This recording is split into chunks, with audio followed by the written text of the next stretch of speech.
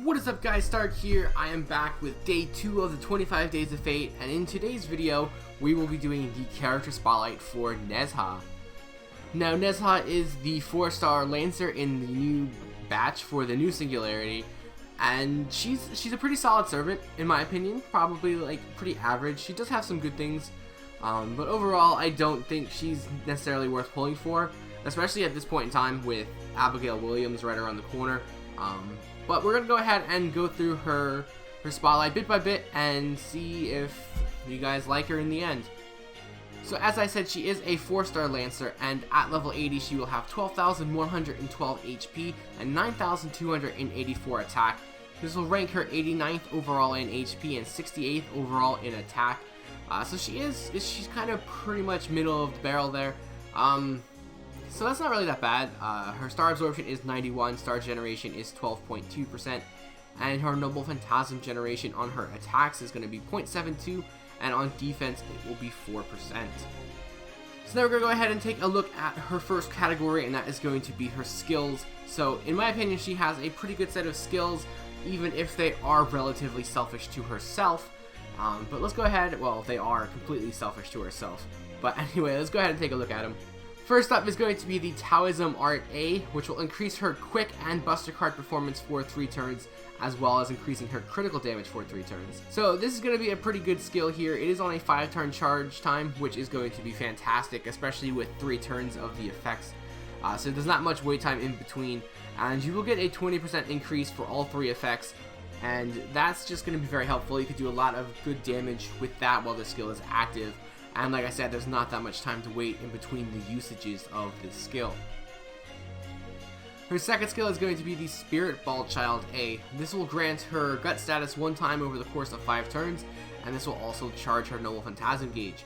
So anytime you have a character that can give themselves any sort of increase to their gauge is going to be very helpful, especially if it is 20%, because then you could just throw on a Kaleidoscope and you have an instant Noble Phantasm. And in addition to that, you also do get guts. Now, unfortunately, this is on a 7-turn charge time, and that's probably because of the guts. So it does lose a few points there, just because you're going to have to wait quite a while in order to use that, Noble Phantasm charge. But if you're making use of it on like a farming team or something, then you shouldn't really need to use it a second time, so it definitely works out that way.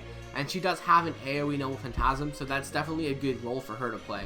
And then finally, for her third skill is going to be the Protection of the Tathagata B.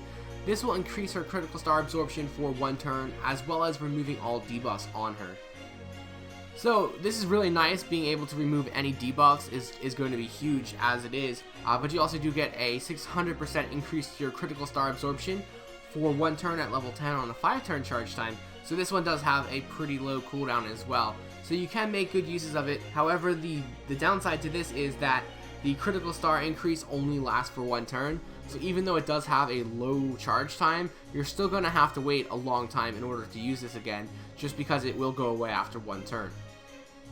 And there are also times where you're going to need to use this skill in order to remove your debuffs, and that will not necessarily give you the best opportunity to make use of the absorption. But overall, I do think this is a very solid skill, and it can combo very well in with her first skill as well, because you can increase your critical absorption and then increase your critical damage, and then you're going to have all those stars to do some pretty big crit damage, as well as increasing your buster and your quick card effectiveness on top of that. So overall, this is a very good skill. As for her passive, she only does have 1 passive, and that's going to be the Magic Resistance A, which will increase her debuff resistance by 20%. So overall, for her skills, I do think she has a very solid set of skills, albeit very selfish to herself. Overall, though, I do think she can do some pretty cool things, and I will be giving her 4 stars overall on her skills. So now let's go ahead and take a look at her command card deck and her Noble Phantasm, so we can give out the next couple of star rankings. And her command card deck is quite balanced, having 2 quick, 1 arts, 2 buster, and the hit counts are all very good as well. 4 hit on her quick, 3 on the arts, 3 on the buster, and 4 on the extra attack. So again, like, she just plays this very middle of the pack. Everything she does seems to be just very balanced, and that's not necessarily a bad thing, but that does also mean that she doesn't have anything where she like stands out. But like I said, a good command card deck. Her Noble Phantasm is AoE. It'll deal damage to all enemies, and then it'll also burn them for 5 turns, so that's going to be really nice. 1000 damage per turn for 5 turns for all enemies, and this will also increase your Noble Phantasm strength for 1 turn on the overcharge. So this is going to be very useful for farming, like I did previously mention, and you know, having that burn dot damage is going to be helpful in like boss fights to kind of chip away at their HP. But overall, it's nothing special. Again, she's just kind of very balanced in her character set. So you just have to find the right opportunities to use her. If that's farming, then that's fine. You know, it's always a good option to have. You definitely want to be able to have good farmers on your teams to make runs go faster. And you know, when you're doing like lottery and stuff, it's always good to have those fast clear teams so you can get more runs in before the event runs out.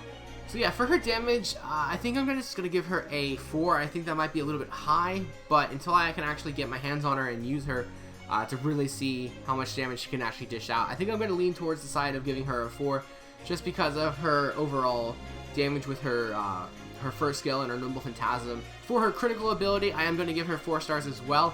She does have that nice first skill which will increase her critical damage, and she does also have the third skill to increase her crit absorption. So yeah, that's only for one turn, but you can combo them together and do some pretty good damage there as well.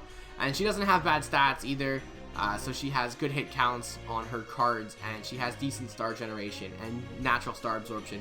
So I think 4 stars is pretty fair there. For her Noble Phantasm generation, she is only going to get 3.5 stars. She does have that second skill to give herself some sort of boost for her Noble Phantasm gauge, but it is only 20%. It is on a 7-turn charge time, so you will more than likely only use that once in the fight, and really that's not going to help you very much. And it's not like an instant Noble Phantasm either. Outside of that, though, she doesn't have the best generation, but it's solid. You know, 0.72 with decent hit counts is okay. But she doesn't have arts deck. She only has 1 arts card in her deck, and everything else I said just really doesn't give her many opportunities to get that Noble Phantasm charged without some sort of help from either support characters or craft essences. So I really can't do too much more than that. Her survivability is also going to get 3.5 stars. She does have decent HP as a 4-star character, but she has no defensive abilities outside of that 1 Guts, which again is on a 7-turn charge time. So she can drop really fast in the fight, so you do have to be really careful with that. Maybe bring someone in that can, you know, increase her defense or make her invincible or keep her alive a little bit longer. As for her versatility, I am only going to give her 3 stars for this. She does have a lot of cool things that she can do, but they do only affect her, and she really doesn't offer too much as far as support for her characters, you know, outside of her. So really can't do too much outside of that for 3 stars. Just, she's a selfish character and you're going to need support in to help her, and that's not really going to be a good thing for a support character. So 3 stars, I think it's fair. Moving on. So for her overall ranking, she is going to get a 3.6 out of 5. It's pretty balanced. I mean, it's a little bit better than average. She is a 4-star character. Most 4-star characters will get at least a 3 by default, but she is a very balanced average character. She is very useful for farming, but outside of that, she doesn't have too many uses. That debuff removal is very helpful in certain situations, but again, it is only for herself, not the entire team, and she just falls a little bit short in my opinion. So that's it for this character spotlight. If you guys did like the video, feel free to like, comment, and subscribe. And as always, I do have the links below to my Twitter, Twitch, Patreon, and Discord, so feel free to check those out. And I will leave you here with Nezha's Noble Phantasm, and I will see you guys tomorrow. 宝具開封。増援戦術式目。3根飛んで7泊無産。これすなわち河川村。炎上。